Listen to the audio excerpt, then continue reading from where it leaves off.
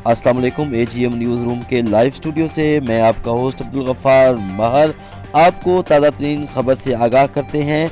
SHO थाना भुंग जाम अब्दुल गफ्फार की तरफ से उनके साथी उनके दोस्त इंस्पेक्टर गुलाम हैदर शाह की रिटायरमेंट पर ज़बरदस्त तकरीब का एहतमाम भुंग शरीफ थाना में किया गया।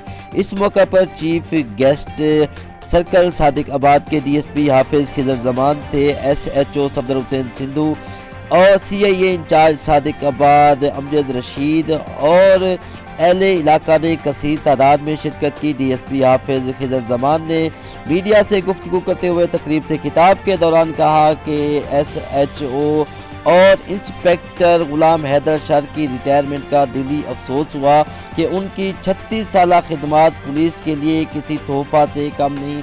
उन्होंने सैलीन के साथ हमेशा अच्छा रवैया अपनाया और आज उनकी रिटायरमेंट 36 साल बाद मुझे दिली तौर पे दुख हो रहा है। उनकी मुस्कुराहट हमेशा याद रहेगी। SHO सफदर हुसैन सिंधु, SHO जाम अब्दुल गफ्फार एहसान अहमद ने भी खिताब किया और इंस्पेक्टर गुलाम हैदर शाह की खिदमत पर खूब खराज तहसीन पेश किया।